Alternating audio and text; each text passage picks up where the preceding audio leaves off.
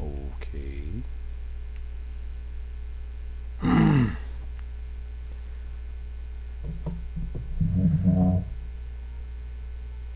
So the stream has started. I'll wait for you to just go to the YouTube and Here we go, yeah. see if it's up.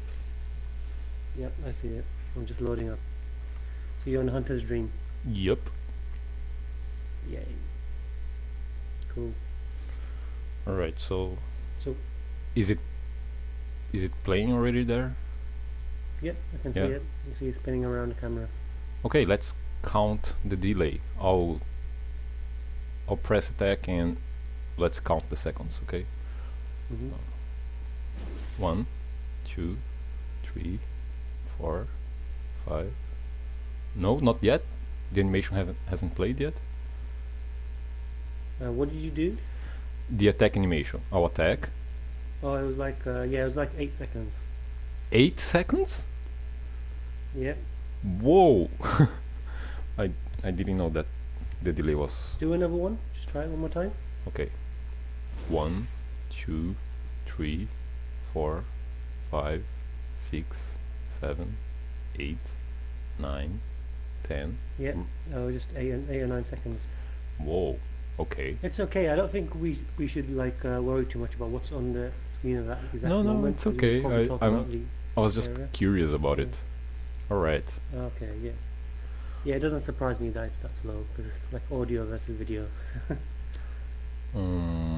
Okay, so if you want to tell people over things Discord, and well, I'm broadcasting right now, but this was your invitation, so it's your stream, and you've got the floor, okay? Okay, that's fine, yeah. Cool. I'm just gonna put a message on the Action Hollows channel and probably put your message in to say we're streaming.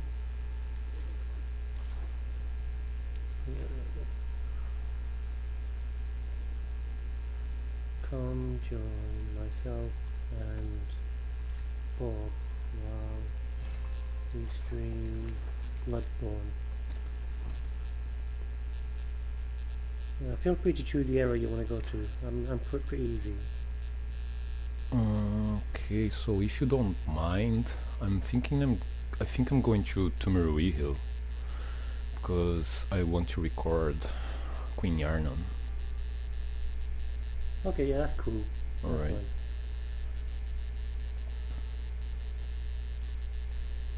So I'm sure you agree with me that Queen Yarnum is the mother of Melbourne. Yeah. Right? I think that's pretty much set. I don't think anyone's gonna really doubt that. The only thing that, you know, just for speculation's sake, that I'm really curious about is the Yarnum stone, because I can't figure out for the life of me what that represents. Because it basically looks like a tiny fetus.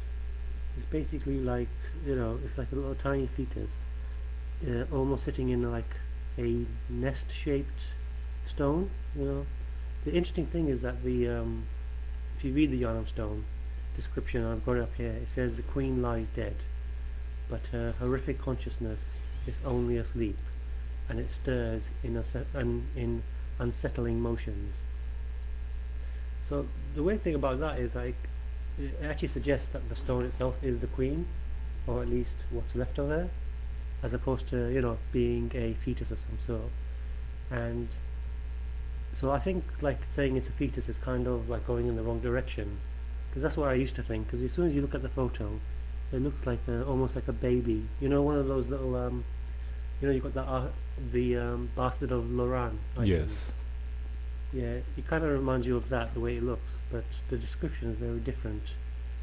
And it's almost like this is the exact same as the queenly flesh that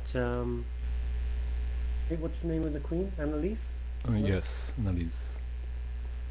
What was the name of the corruption? I forgot her name. It's Annalise. Oh yes, Annalise, yeah. I keep confusing her with Ariana because they've got such similar names. They should be related anyway. So I think it's basically the same effect. And I think that what happened was that initially the intention might have been for you to be able to revive her at the altar of despair, the way you can with the queen. But unfortunately, I guess they ran out of time, and they decided that, oh, we don't actually want to do that because, well, for X or Y Z reasons, probably made the game a bit too complicated, or they simply just ran out of development time to do it. So are you gonna go to the chalice for the dungeon for the first time? Have you played through that area before? Oh yes, I have. Um, Oh, okay, cool. so I don't think personally. I don't think they had planned for us to revive Queen Yarnan. Mm-hmm. Mm, okay, it may not be Murgle itself, the remains of Murgle, but it's clearly something that came from the Queen, right? Yeah, yeah. Um, okay, let me try to get my thoughts in order.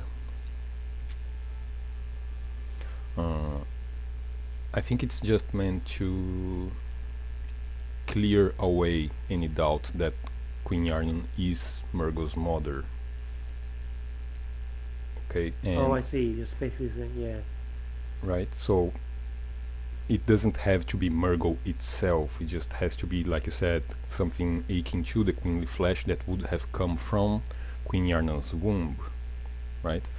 mm-hmm. And it clears away a couple of other aspects of the lore, like, for instance, physically speaking, she is dead, Yeah, right? She died. There's no room for uh, different interpretations regarding this particular point.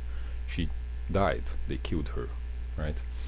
And yeah. what we meet both in Murgo's Loft and the Moonside Lake is just her consciousness. So I Right, yeah, think that makes sense. that's the point there. And I don't see Okay, okay. how we could fit the whole resurrection thing. I think it's pretty much. Mm, I think the system is Yeah, already maybe. closed. I think the fact, we do go down to fight her, but I don't think I actually disagree with what you're saying. I think what's more interesting actually is that maybe the idea, and this is just something I just thought of now, that this is actually Murgo's in his fetus form almost, if that makes sense, because Hmm. they say that the Great Ones operate on transcendental planes of thought, and if we go back to the Great One Ebritas, we know, well, at least we think that she was left behind. And for me, the implication has always been that the other Great Ones, whoever they were, moved into different layers of the dream, I suppose, which, Okay. I suppose is the what we mean by transcendental planes of thought. And this could be a case where Murgo actually ascended, maybe while just at the time he was born or while he was still in the womb, and what's left of him is actually the physical fetus, which is what we see, and it would kind of explain why Murgo is always going to be a baby.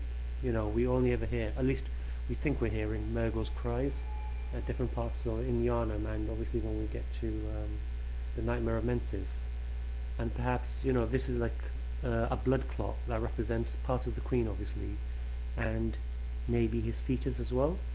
It maybe, like I Uh, said, it doesn't have to be Murgo, but it mhm. can be. I personally lean towards yes, this is probably the remains of Murgo, but um, I cannot say with certainty, oh, it is or it isn't. It might just be from her wound, or it Mhm. might be Murgo itself. No. Yeah, yeah. Yeah, to be honest, this is a subject that's always been annoying to me because I haven't been able to figure it out. But yeah, that speculation I think is the first time I thought of that, and I think it's quite interesting. But it's something worth thinking about deeper, probably, as opposed to just leaving it. Which stage of the Chalice Dungeon are you in? The first one? Yeah, Tumerui Hill. It's the last. Okay. It's depth 5 of the Tumerian Labyrinth. Yeah, I haven't played this part of the game for like a year. I can't remember how many actual layers. are in Sumerian still, or if it's just one layer that you play through? I think it's 4 layers. Okay, so you have I to go think. through it. Cool. Yeah.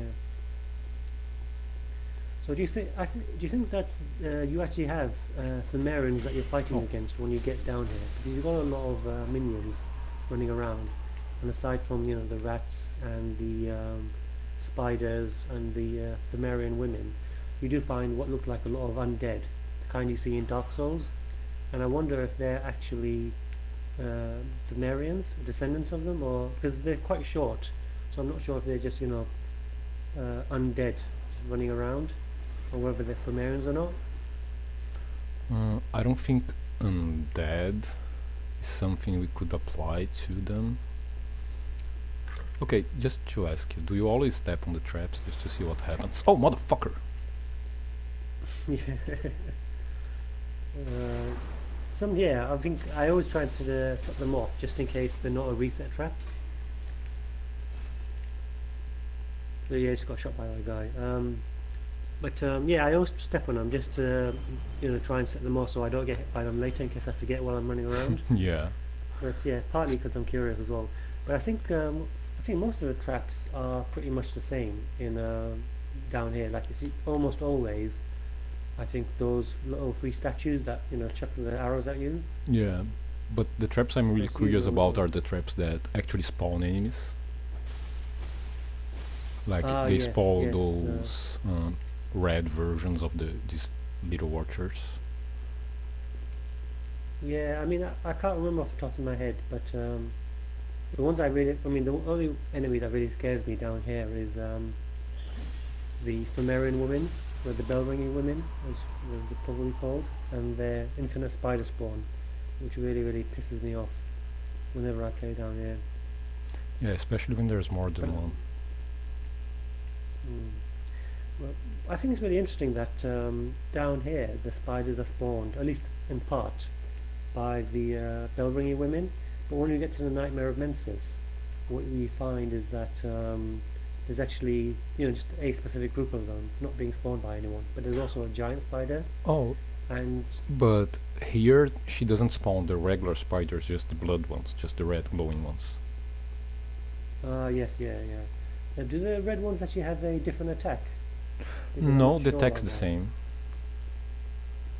The animations are the They're just more same. irritating because there's so many of them. Yeah. That makes sense. So yeah, about these guys, like I said, I don't think we could, motherfucker, we could call them undead. It's not part of the lore of Bloodborne specifically. Yeah, Um, that's true. It's just a speculation because I'm trying to figure out. Hey, Dark Blood Souls. I'm hello. trying to figure out why So there's I just think people they're down here. so like the Watchers, like that guy, right? Mhm. Uh, this oh crap.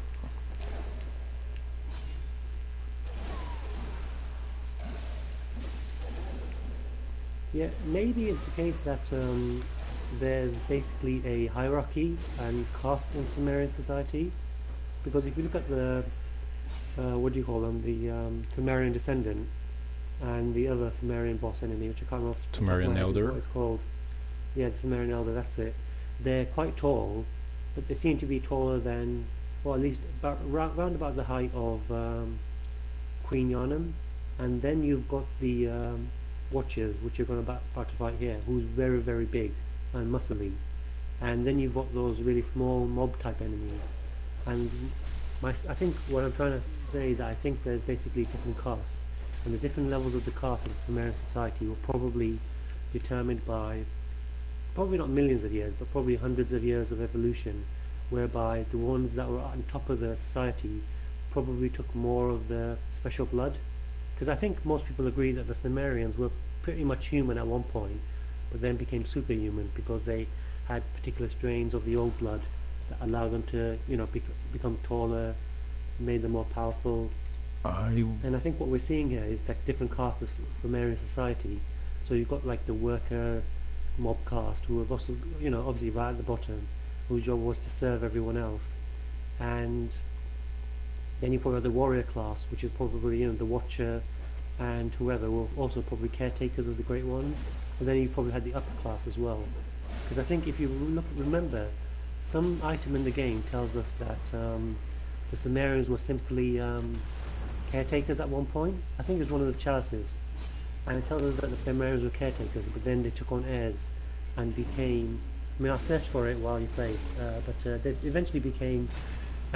The implication is quite arrogant, and they elected themselves a leader, which in itself implies a caste. So what I'm thinking is that initially Sumerians started off as just like the Yanamites. They discovered the Great Ones, probably underneath their own civilization. Because I just want to add quickly as a side note that I think that Nightmare of Mensis is Sumeria, the culture itself, because I don't think they were, I don't think they were naturally people who lived underground. I don't think humans really do that. I think this is all that's left of their culture, because they probably discovered, the graves of the great ones and built a labyrinth around it, if that makes sense.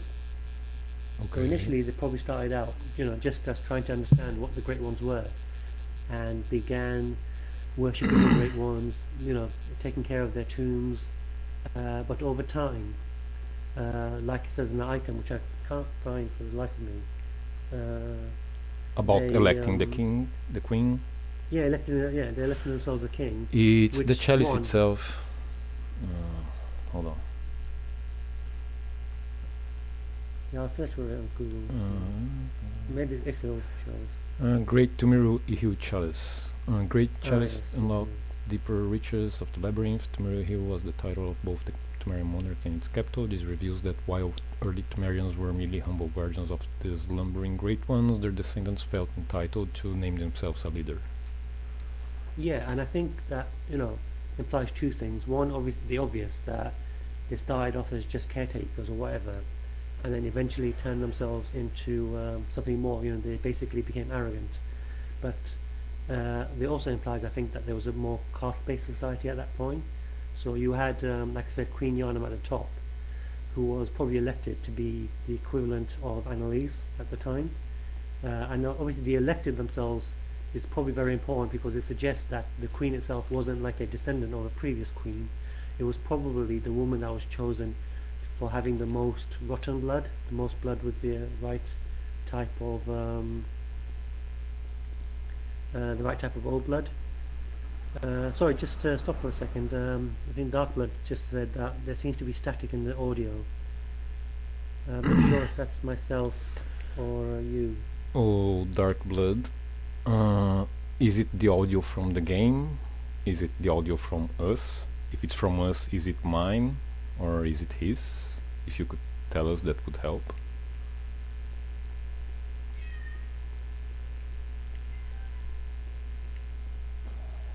So anyway, like I was saying, I think that basically the Sumerians became a caste-based society, and that explains why you get different people in there. Because otherwise, I'm not sure how to explain that.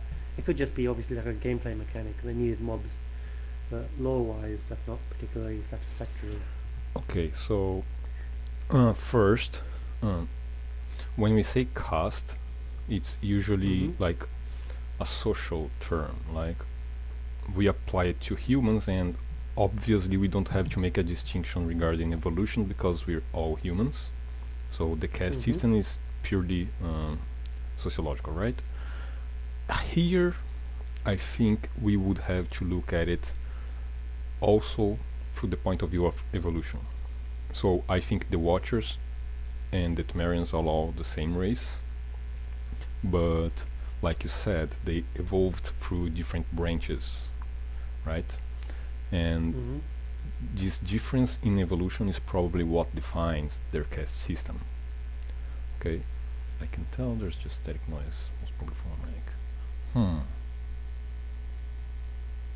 He's saying there's noise. It might be mine. Okay, let me mute my mic and see if you can still hear the static. So Dark Blood, I'm going to mute my mic in a second. If you can still hear static while Bob's talking, and then maybe it's his, and then we can try and figure out where it's coming from. 1 second. I'll mute now. So, Dark Blood Souls, is the static still there? Is it coming from me?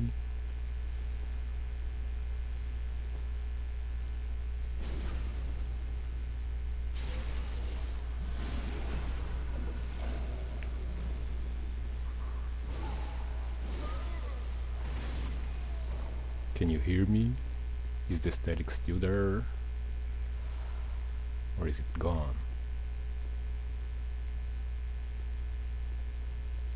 Okay, just let me just not die first.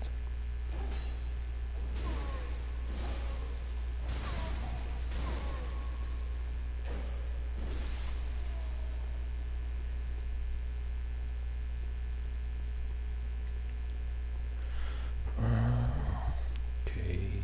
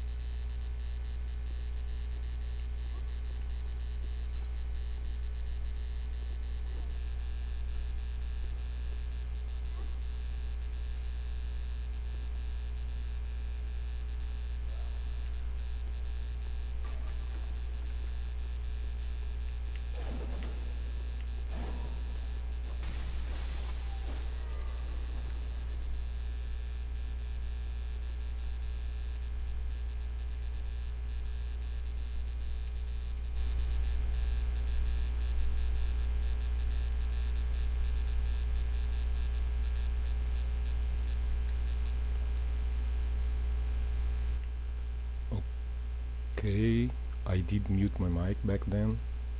Was the static gone? Is it back now?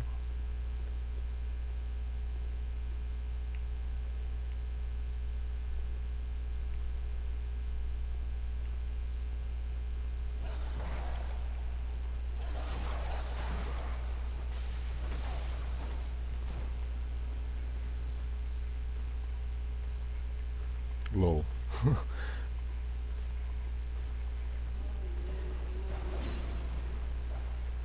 Well, if it gets worse when it's off, then I don't know what to do.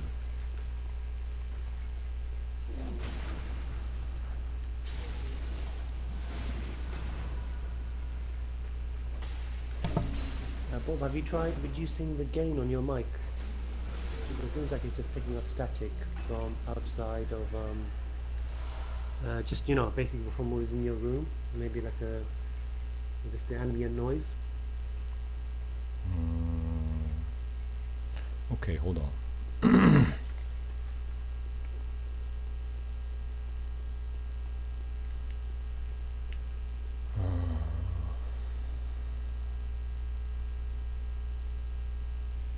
Okay, let me try something real quick. I'll be right back.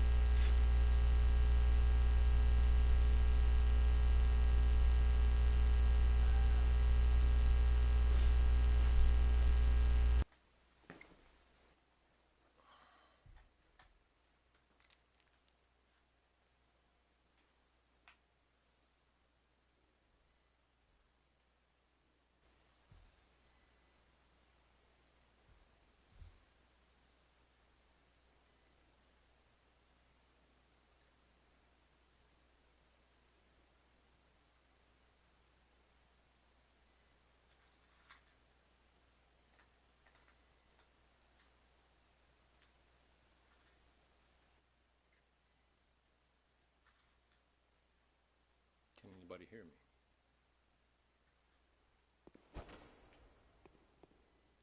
Well, I can't hear shit. Uh,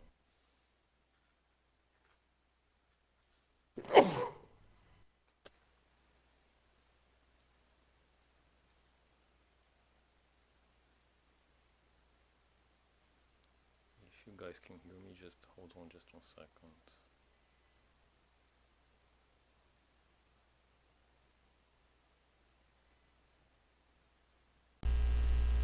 Okay. Huh? Wait. Really?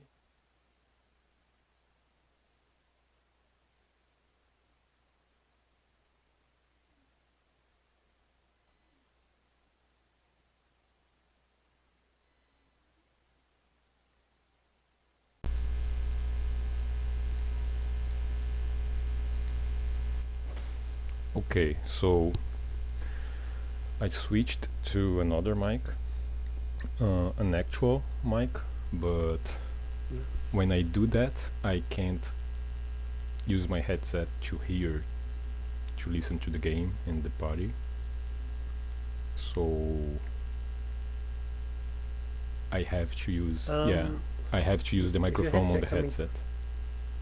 Have you got? So what I'm doing right now, my setup is that I've got an actual proper microphone USB version plugged into my PS4, and I'm listening through my headphones, just regular like ones you get from an iPhone or something, which I've plugged into the actual PS4 controller. That's why I'm doing it.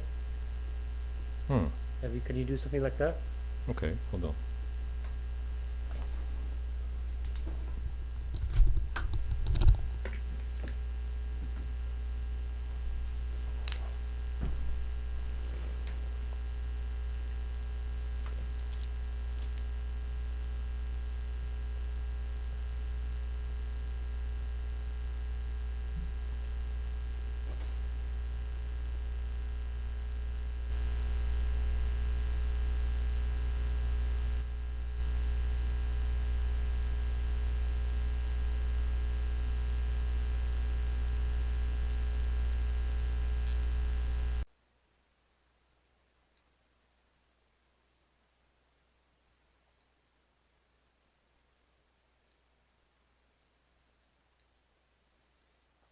All right, can you hear me?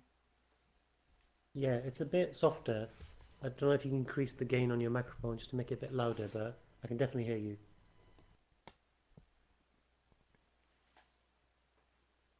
Hey, Dark Blood Souls, don't worry, you're actually doing us a favor.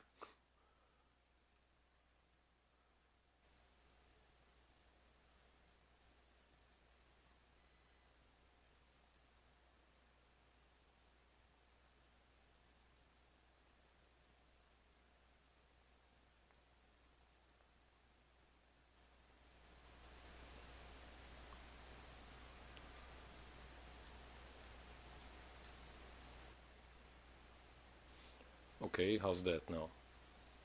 That's good. Yeah, I can hear you. Okay, problem solved. Thanks, Dark Blood Souls, Cool. that was really helpful.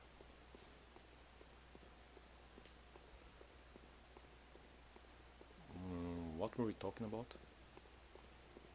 I can't remember exactly. It was something to do with the Uh, Pthumerians, and I talked about how I think that the society became caste-based oh, okay. after they discovered the Great Ones, and you were talking about evolution, and I think that's pretty much around about where we left it because I think we were discussing whether who the different mobs and the watchers really are, and how they fit into the society. So, yeah, I would still call them all Temerians. Hmm. Just, okay, a stupid example would be Pokemon, right? They are all different, but they are all Pokemon. Yeah, yeah, So, pretty much the same thing. But I don't yeah. I think they think were I agree human. with what you're saying there. Yeah. I think I don't think Temerians were human though. Yeah, I mean you could have it any way you like. Probably the only reason I say that is because they're described as superhuman, and I'm guessing, and this is kind of a guess, the process, because the process for developing Mergo was probably the same as with Ariana's baby. Because of that, so for example, like she probably had to be in a specific place in which where Odin had access. Just like the way Ariana was in Odin's tomb, or Odin's church, or whatever you want to call it, and she probably had the right concentrations of the blood. And I think what they needed was a blood moon, just like in Yharnam, for Merga to be birthed. That's why because the evolutionary path I'm speculating is the same. That's the reason why I think they were human, because I don't think they were that much different from us. And of course, like I said, the text that describes them as superhuman. Because, like for example, Flammarion is obviously just a. It's taken from the word Sumerian. There's an ancient culture called Sumeria, and, Hmm. Babylonia and yada yada yada. Yes. And all those cultures, it seems like Flammarians are inspired by to a certain extent, at least the name. Because the name is just very, very similar to Sumeria. As soon as I heard it, saw it for the first time, that's what I thought of. But I've always been interested in history, and maybe I'm just speculating and going off in that direction. Right.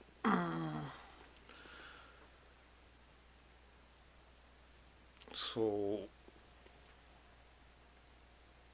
I think this might be an extension of something I see happen a lot, actually. Um, Yeah, so of course we always tend to see everything from our point of view, yeah, right? Not personal, like not it's not that you would be putting yourself at the center of it. In the context of these games, we would be putting humans at the center of everything, mm-hmm, right? And I think that's just an extent. It might be an extension of that. Uh, it's hard yeah. So to basically, detach ourselves from everything that is important about this game, about this lore. You know? yeah, I see what you're saying. I think in terms of like the bias perspective, I think you're actually probably correct. It's very difficult for us to not see past, humanity, and I think that's interestingly enough. I think that's one of the lessons of the game. The actual story itself. It's basically about humans who are trying to evolve because they're, self-interested. They're very selfish. They're trying to move from the confines of their current situation, which is, limitations as humans, into great ones, and they're trying to figure out how they would do it. Which leads me to my next actual point, if I can move on just a quick, on a side note, is that from the beginning of the game, one of the questions that people have had, and I don't think we have an answer, and never really will, is whether the Great Ones themselves were once human, that evolved into the beings they are now. Because I think uh, there's 2 points worth considering here. The first is that because the game is based on Lovecraft's lore, Lovecraft's mythos, to at least to a large extent. You've got the idea of the Great Ones, which are obviously an allusion to Lovecraft's creatures like the Old Ones or the Great Old Ones that he talked about, which all of whom I think came from the cosmos, because most of Lovecraft's mythos is based on aliens, for lack of a better term. Creatures from other dimensions that we don't really understand, or creatures that are from a never part of space, the cosmos itself, that we have we would never be able to reach because of the current limitations of our technology. And because of that, I think most people, including myself, initially assumed that the Great Ones were basically either interdimensional beings, or they are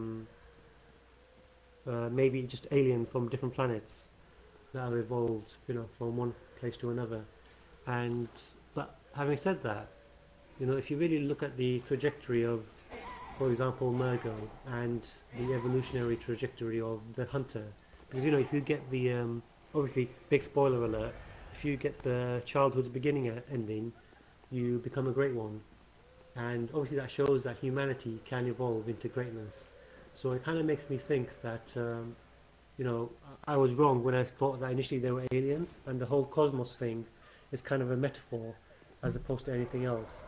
And basically, that the Great Ones were once human, or at least something close to human. You know, if you're going to say that the Sumerians weren't human, I can accept that as well. And maybe the Great Ones, at least the Great Ones were probably another race, if that makes sense. Wait, so you started by saying that you initially assumed they were not humans, but then I think you started leaning more towards yes, they were human at one point and evolved into great ones. And now I'm under the impression you're saying they were not humans. Can you just clarify what's your Yeah, position? sorry, I haven't been clear. So, no, basically what I'm saying is that what you first said. So initially I thought they were probably some kind of alien or interdimensional being, but now I actually think they were once humans that have evolved over time.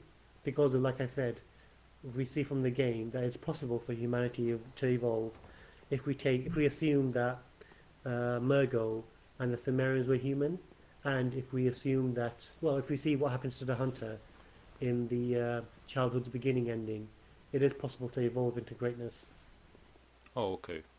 So, Dark Blood Souls, I'm on Depth 5, and about that. Um, First, we could also try to apply the same filter of the hubris, human humanity's hubris of always being on the center of everything. And second, Hmm. um, we can evolve into great ones, but we need great one inside. So it's the chicken and the egg. Um, we only evolved because of the insight that was granted to us by great ones and by using the umbilical cords of great ones. So for the great ones to have evolved from humanity, that just wouldn't make sense. You know, they would, as humans, as proto-humans, whatever, they would have needed great ones to ascend them too. So they couldn't have been humans. No, I think that's a really, really good point. It's a really interesting way to look at it because I think that actually logically that makes a lot of sense. But I mean, I don't know. It's like it's heavy pardon me. It's heavy speculation. But No, speculation is I healthy. think I It's still good. think that it could be possible because I think the exception that I make, because this is just I'm just shooting the breeze right now. The exception that I make is Odin, who I don't think is a great one, the way other people, so other great ones are great ones. So I think you've got Odin, who exists by himself, and I'll talk a bit about that later. But then you've got Ebritas, you've got Kos, you've got Rom, obviously, you've got the amygdala. I think they're all different classes of great ones compared to Odin. I think Odin is in his unique class, and I think that initially, then this is like just speculation. Uh, I think initially what happened was that a group of humans, who became the very first great ones, discovered Odin's blood. Basically, which is the old blood, right? I mean, that's pretty much what I think, and that's when they first, they started taking it, and a human among them, obviously a woman, probably gave birth to the first celestial larva of Odin, and with enough chords, I guess in theory you could have, you become great one, a great one. But like I said, I think the starting point was Odin, who I don't think is a being that's anything like any other, human or even great one in the game, if that makes sense, in the universe of the game. Because if you take, I mean, I assume you've seen JSF's video on Odin and Redgrave's video on Odin as well. Not yet. Well, yeah, well, you should watch those videos. They're fantastic. Oh shit. I mean, Redgrave did one about a year or so ago, and it was quickly, I think, followed by I died. Never mind. It's okay. I'm probably distracting you. No, no, it's okay. Go on. But they're pretty tough at this point as well. I remember when I got to the Watcher, who was right outside. I think it was outside of uh, the Queen's lair. So right before you fight the Queen, there's a giant Watcher there, and he killed me like a dozen or like 2 dozen times. The first time I played the game, I even was like level 90, and I kept on dying to him for some reason. But anyway, going back to what I was saying, I think that Odin. If it's okay for me to spoil Redgrave and JSF's videos for you, Oh, it's okay. or do you want to watch them yourself? No, no, it's cool. Okay, yeah. So basically, what JSF was talking about. Sorry, the Redgrave did the first video, and he was talking about Plato's theory of forms and how Plato believed basically. And by the way, this is like a really bastardized version of theory, because I'm probably getting half the things wrong. So don't take this as canon, either for Plato or for Redgrave's ideas. But what Plato believed was that everything in the universe had a form and an essence. And if you look back at the what's called the Odin runes, so you've got like the uh, well, I'll Google it while I talk about it. But basically, Odin's runes actually talk about, you know, Odin being formless, and there's another rune that talks about the blood being the essence of the Great One Odin, and those two things are very important in relation to Plato's theory because, like I said, he felt that every idea in the universe had an equivalent. So, for example, like you have a chair, right? A chair has four legs, it has a seat, and it usually has a back. It doesn't need to have a back, but it usually does. Or it could be a stool. And he said that somewhere in the universe, even if that was just a mental projection, there was a perfect, ideal chair. And that chair would have certain characteristics. And those characteristics are what gives it form. So, the legs, the seat, and even maybe the back of a chair, the way we sit, give it its form, which is an ideal. Then you have the essence. The essence is what makes the chair what it is, i.e., being able to sit on it. If you can't sit on a chair, no matter what the configuration, it can never be a, it can never be a chair. If that makes sense. Are you with me right now? Yes. Okay, cool. So, what Redgrave said that if you look at those specific runes, like I said, one of them talks about how Odin is formless, and the other one talks about how Odin is, so the blood is the essence of Odin. And what Redgrave basically extrapolated from that is the fact that this is a reference to Plato's theory. And what he's saying is that Odin is unique. One, he has no form, unlike any other great one in the game. All the great ones we encounter at least all have. Sorry, my alarm just went off. It's okay. So all the great ones we encounter in the game have forms because you can see them physically, even if they operate on transcendental planes of thought. But Odin doesn't. Odin is formless, and that's really nice, I think, because what it wraps into is the idea that if Odin is in the blood, or if he's a part of the blood, that means that basically he himself is formless because blood, being liquid, is formless. And on top of that, because the blood is the essence of Odin, what that tells us is that that is, basically what the closest approximation to what Odin can be. And because of that, what Redgrave extrapolated is that the blood is actually Odin, and what we're ingesting is Odin himself. So the Great One Odin is actually the old blood, if that makes sense. Yeah, I guess.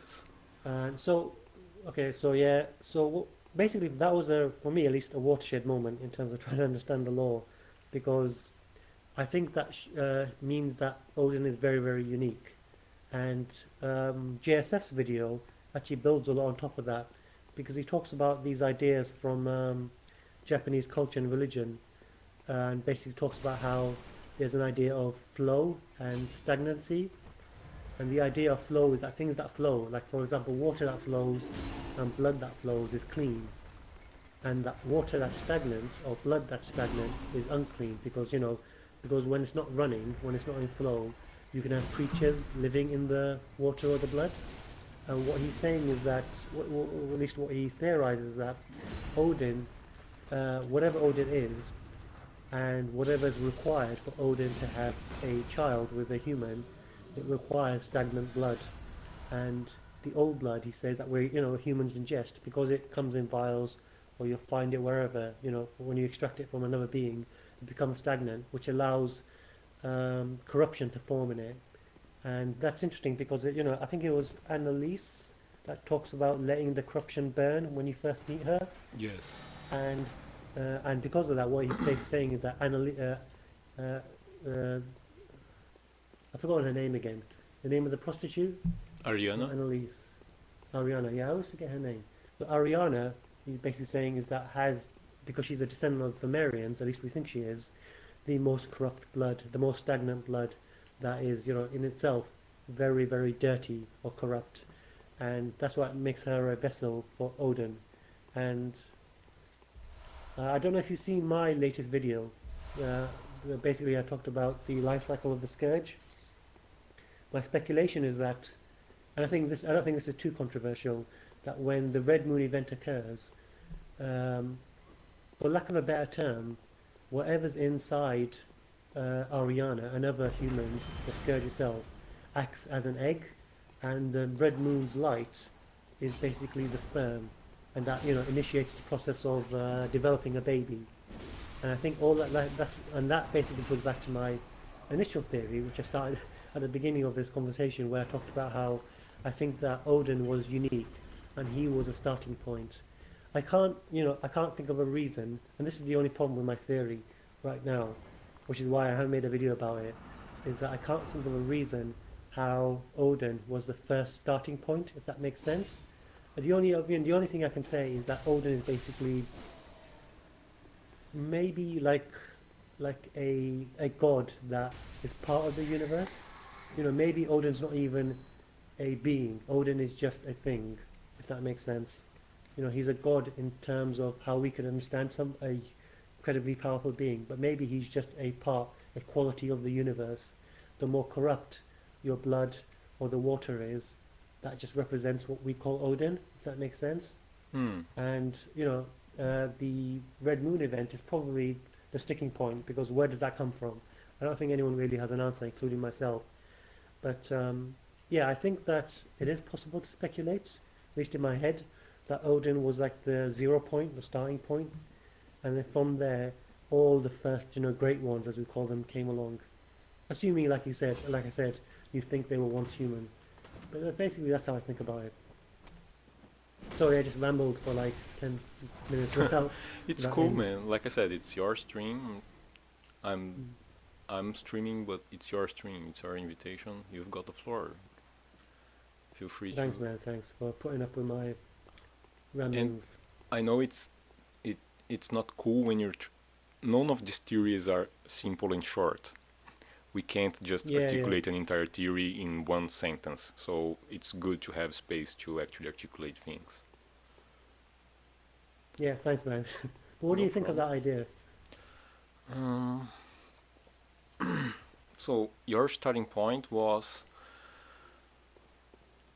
Odin's uniqueness as existing only in form, right? Yes. So, if you don't mind, I'd like to actually present a counterpoint to that, and that would be Murgle itself and actually Mm-hmm. Cos. Um, so, Murgle now exists only in voice, right? Yeah. And Cos itself. So, a lot, to put it mildly, a lot of the lore of this game revolves around evolution, right? And Mm-hmm. the thing is, we can only see the next step. Okay, so right now we have two choices: beasthood, three actually, right? Stagnation, beasthood, or trying to become a great one. But that's just the next step. The great ones have already taken that step, but evolution doesn't end, right? So Yeah. they can already see one step further to that, something we can't even imagine, something we can't even comprehend. And I think Odin has taken that step. I don't think he has always existed only in voice. I think he became that way. So we have Rom and Amygdala, and they are both somewhat ascended. Like they are definitely great ones, and one is in the one-sided lake, the other is in the Nightmare Frontier. They have been ascended, but we meet them here in the labyrinth. So I think they didn't ascend on themselves. It wasn't due to their own insight. They were ascended by someone else, by another Mm-hmm. great one. And what happens is they leave their bodies behind, right? We see Rom's Right. body at the altar of despair, and we see one amygdala body in the nightmare from Hunter's Nightmare, which I don't think it's Yeah. the actual body; it's just a representation of it. But Amygdala would also have left her body behind, and that's also exactly what the Tumerians are guarding. They are guarding slumbering great ones, but they aren't sleeping. They ascended. They left their bodies behind, and they now exist in consciousness, in another in the dreamlands, right? Another layer of Mm-hmm. reality. So from there, what can happen is they would ascend again to another level.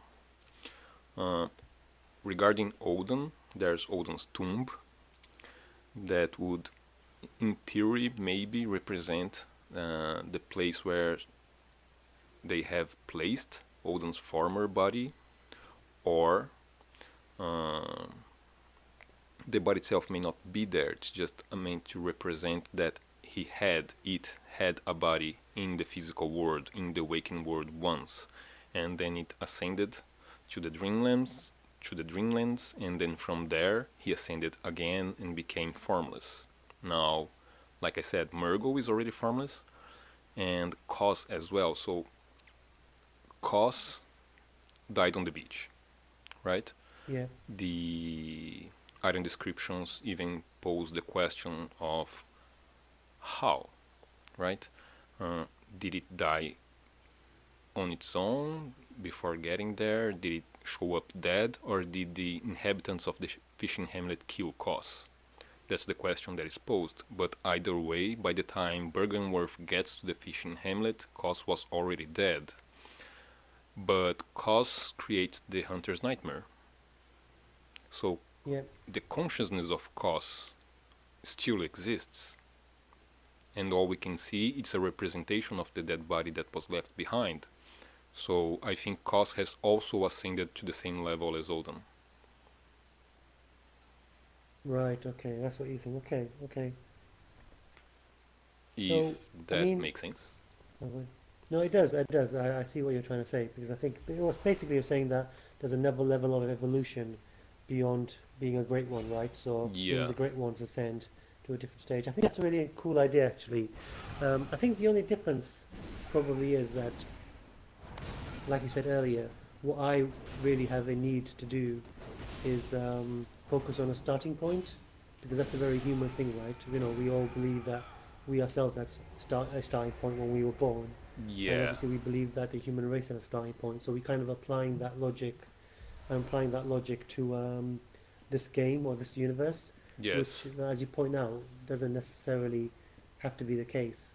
But for me, I think, yeah, just logically, the only problem I have is that without a starting point, you just have infinite regression, and which is like I suppose in theory, like it could be possible in this universe where it's just always been going on and on and on, and you have different races that evolve into whatever I suppose greatness. But yeah, I suppose it's the human in me that really wants to give it like a 0 point and say, yeah, that's where it all began. But well, yeah, we do the that only in thing I real think life too, like right? Like, we don't have a 0 point in life for our own evolution. We don't know exactly where we came from, and even if we could pinpoint the first biological form of our evolutionary chain, what came before that, what generated that, right? And we do that yeah, in real life. scientists. we always try to no, we can't have come from we can't bear the idea of not knowing. And I think that's also a part of the philosophy of the game, accepting the limitations of our knowledge, you know? Yeah, yeah. I actually did a funny enough. I did a video about that about a year or two ago. It's called Bloodborne trolling the law hunters, where I basically talk about how it's almost as if What's his name Miyazaki again? is troll. Whose name? You said you're quoting a video or a channel? No, no. That's one of my own videos. Oh, okay, okay. I made a video. Yeah. Sorry. So one of my own videos, I talked about how Miyazaki is actually could be at least I think trolling the lore hunters. So after Demon Souls came along, Demon Souls never really had any lore in it. If you so that's the first game I played, and nobody was really thinking about lore then.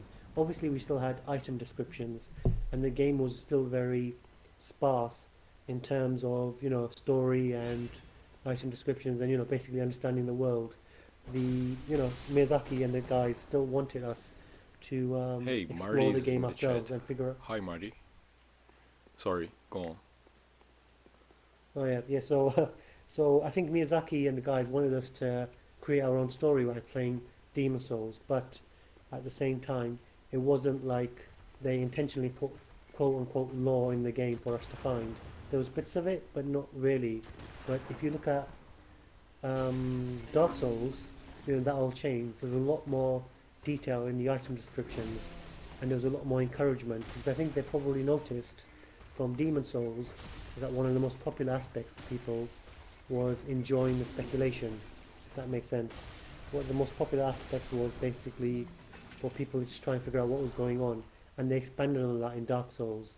But I think in Bloodborne, part of the inspiration is I know it's very meta, and again, this could be just speculation, but I think what they thought was, oh, these guys really like talking about lore and trying to figure things out. And the whole thing with the pendant as well. You remember the pendant where Yes. basically Miyazaki was trolling everyone, just Yes. saying, "I think this is the one I choose." And he basically, people spent years trying to figure out what the pendant was and what their significance was, but they had no significance in the end. And that could be said for any aspect of the law that we're speculating about. It just could, it could have no answers at all. And in fact, I think that Miyazaki and the guys themselves don't have real answers. They themselves, I think they like to speculate themselves because if you read some of the interviews that Miyazaki does, he talks about how basically he thinks that, he talks about how his theories on Rome is this or that, and the way he talks about it, I don't know if it's intentional or not, but he basically suggests that he doesn't have a clear idea of what things mean, and for me that's really interesting as well because what it kind of blows out the water is the idea that there's any definite answers and that anyone can be right. Because I think that's part of the fun of the law as well. Because if you don't have any definite answers, you can always speculate. But of course, you can also, disappear down the rabbit hole, like we sometimes do, and find connections where there are none, and find law where there basically is none, which I suppose can be very very frustrating and annoying.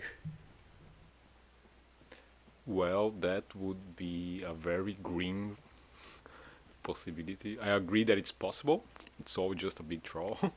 Maybe not necessarily a troll, but there isn't a set lore, right? Even in their minds. Yeah, exactly. Yeah, I don't think B- he's trolling us 100%, but yeah, I don't think there is a 100% set law beyond what's obviously very, very plain and obvious that you see in the game. You know, And I think we go on. go ahead. No, go on, go on. I was going to say, I think that what's really interesting about law, especially when you're a YouTuber, is that you get different levels of law. And I've started to notice I don't mean a hierarchy in any particular way, but I've started to notice that what you get in the Souls community is that when a game first comes out, you get people identifying what I like to call the obvious, and I don't mean this in a patronizing way, in an arrogant way, but you get the shallow level of the law, where you'll get people who, you can, basically come up with the main theories, and based on those theories, what you find is that that covers, I think, 60-70% of the game. And it's, I suppose, if you're a deep lore hunter like I am, that seems very obvious, because I spend so much time thinking about it. You can figure out most of, if not all of that, straight away. And what happens is that when Bloodborne first came out, within the first 2-3 weeks, you had the first completed lore theories, and I think 90% of lore viewers, people who are interested in the game, basically use that as a template and stop thinking about the lore, or at least basically people who are not as interested in it as we are stop thinking about it and just carry on with their lives. And then what I find really interesting is the last maybe 20%, 25% of the total community of players that really think about the lore. Because if you think about it, I think the game came out 3 years ago almost. Was it 2015 that they released the game? I don't remember the exact year. Let me. Because I should have. I think I'm pretty sure it was 2015. So I just want to Google this so I get it right. Yeah, March 2015, 24th of March. So basically, a month from now, it'll be the 3-year anniversary, and we're still speculating, and I find that really funny. I think part of the reason is obviously they haven't released another game, but excuse me. I think that there's how deep you go really depends on your personality and how far you want to take it. Yep. And to an extent, God damn it. I think that because there's no answers, at least that's what I think. There'll never be any final answer. You could speculate about other stuff forever. Sorry, I stopped talking because I'm watching you fight the Phanarian Descendant.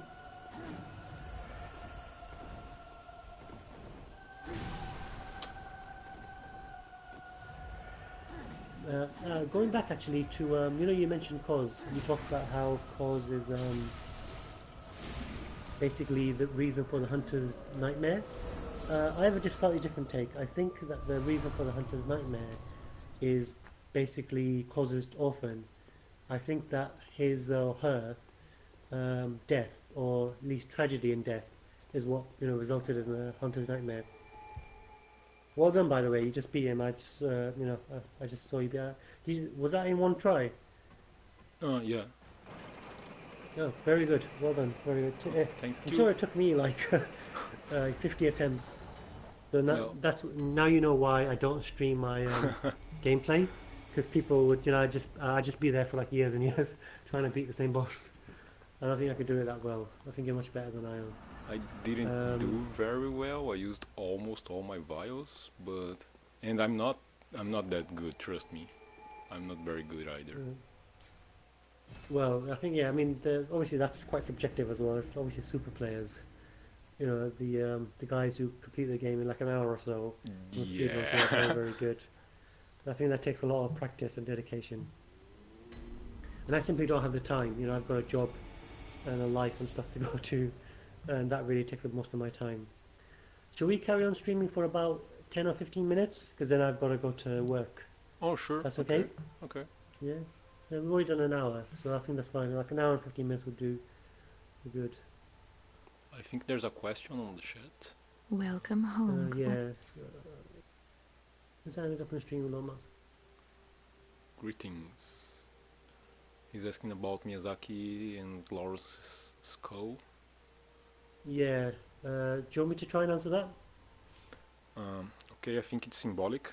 I think his Yeah. statement was symbolic. The Healing Church predates Lawrence. Um, at least it predates Lawrence's transformation into a beast.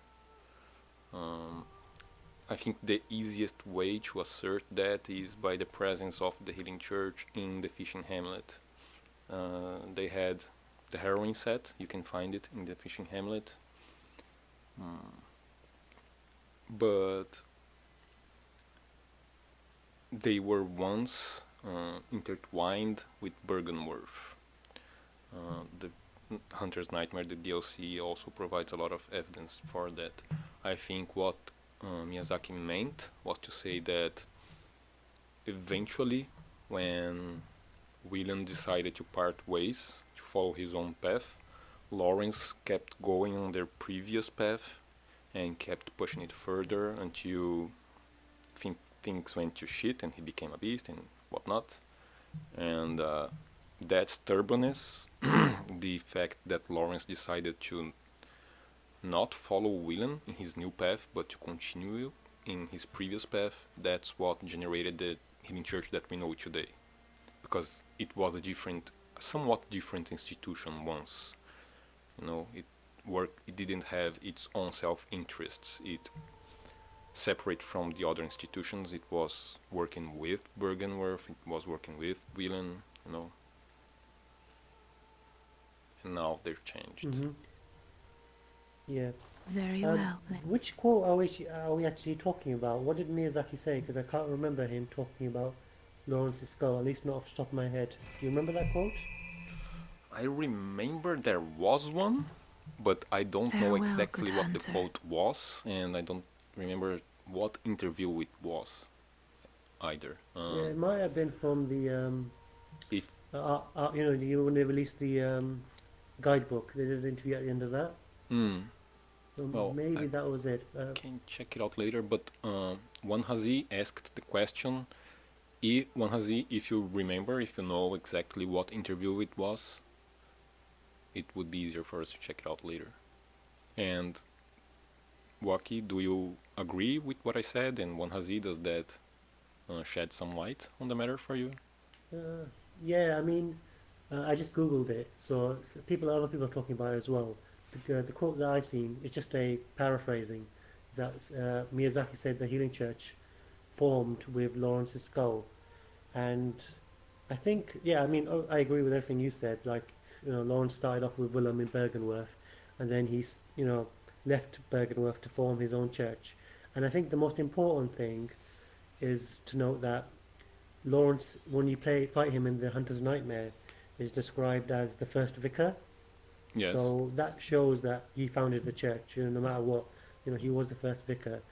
And on top of that, you find his human skull in the Hunter's Nightmare within the Grand Cathedral. So there's a Hunter's Nightmare, Yes. the Grand Cathedral. There's two of them, and you find his beast form in the church, in the first one, and in the second one you find his human skull. So yeah, I agree that Lawrence founded the Healing Church. But in terms of Miyazaki's quote, I'm going to have to look back in it to find out exactly what he really meant. But I think what this comes down to, perhaps, is to think of it in terms of, like, if we compare it to Jesus' life. Jesus is, so Jesus was, basically before the actual real Catholic or Christian church was founded, in its current form, Jesus lived, right? And Jesus said, yes, I have a church. And Jesus may not have had a physical church. He may not actually have had, basically, buildings or cathedrals that were built in his honor or whatever. But he had a quote-unquote church because, like he says, he had a ministry.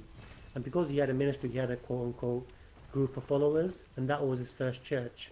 So maybe Miyazaki, what he was referring to is that Lawrence founded the church before it was in its current form, which is like, basically like a dogmatic cult almost. So basically Yarnam is basically run by the church.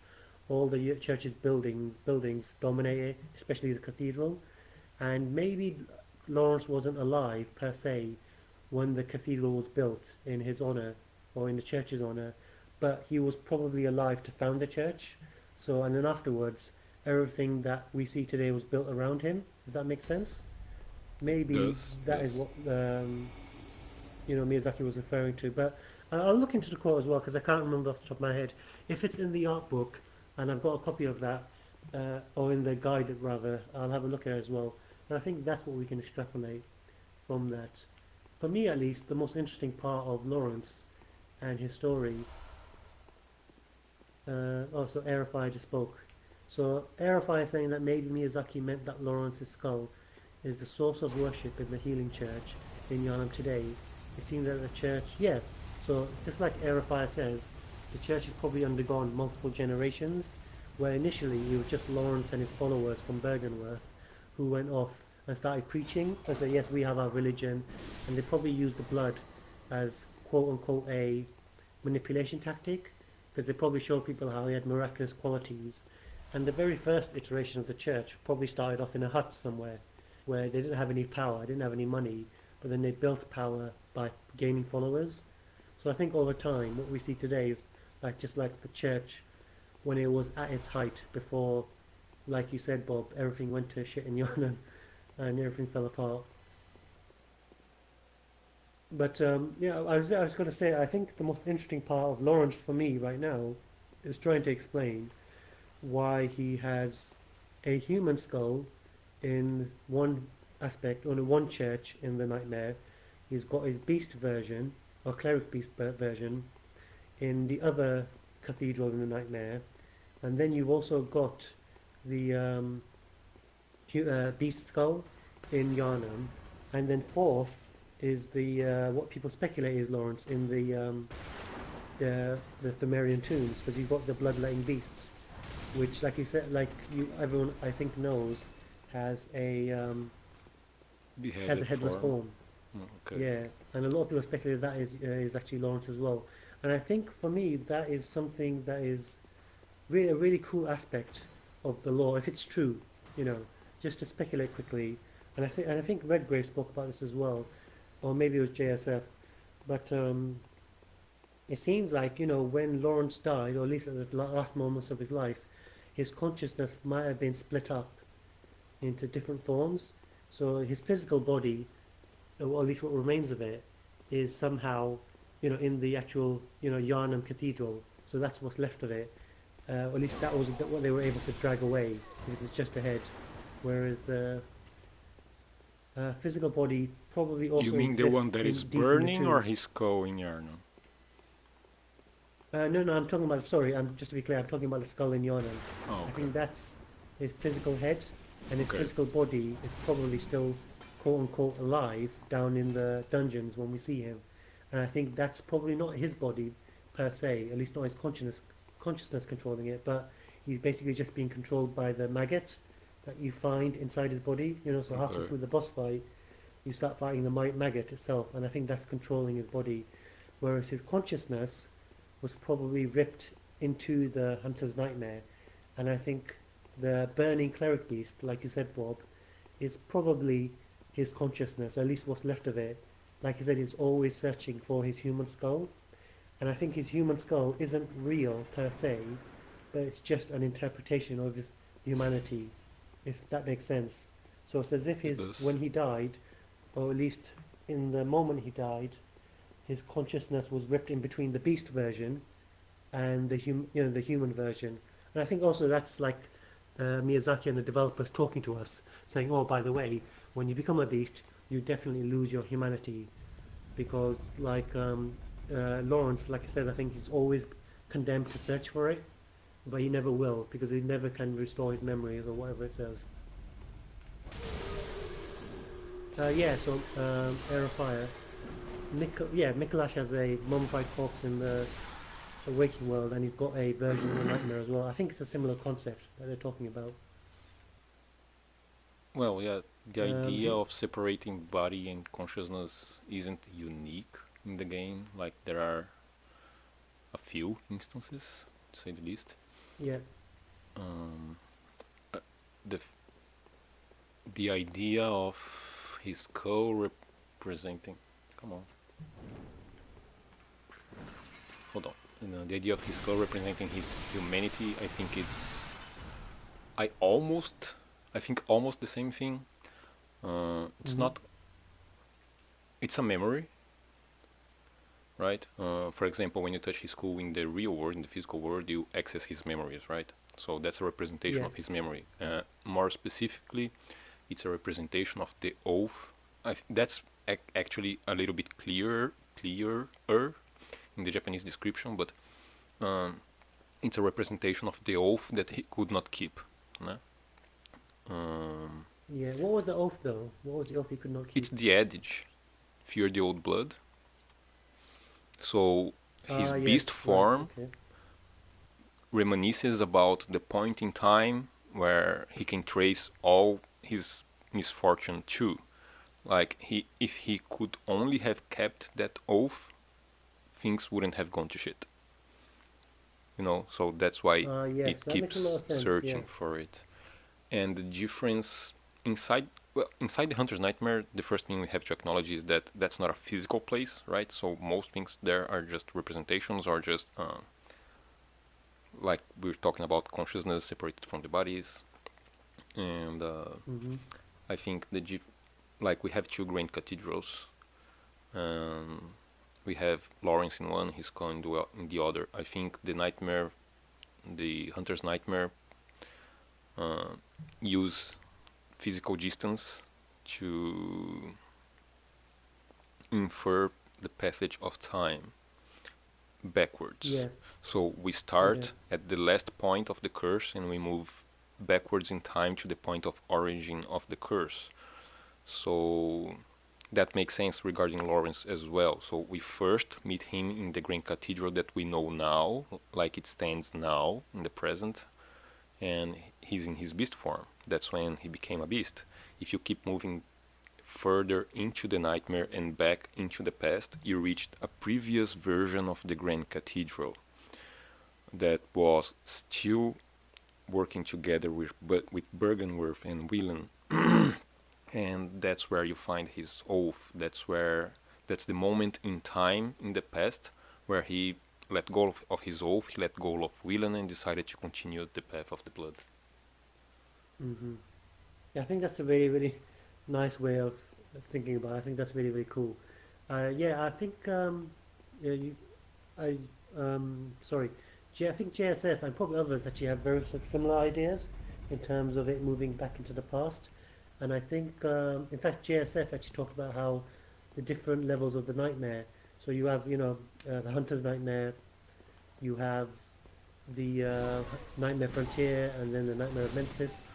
I think he said that they all represent a different point in history.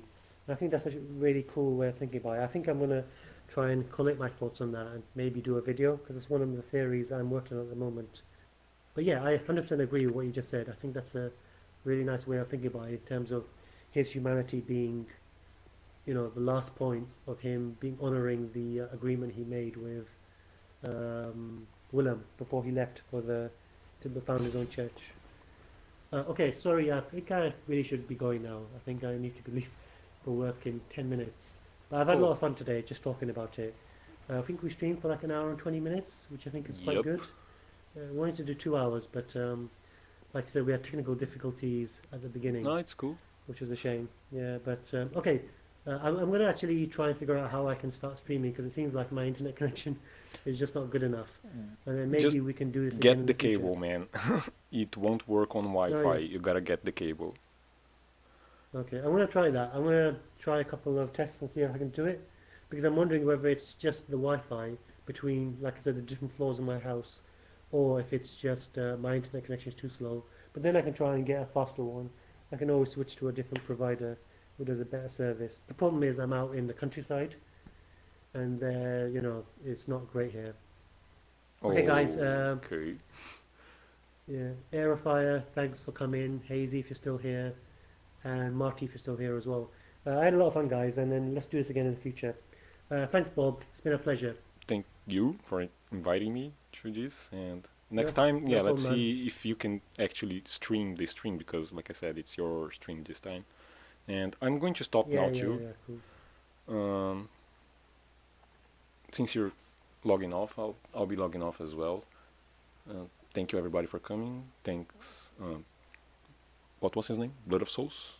Blood of Soul. Dark Blood Soul? Yeah, Dark Blood Soul. We had some Alright, difficulties cool, at the guys. beginning, but I hope Yeah. you managed to get something out of our rambling.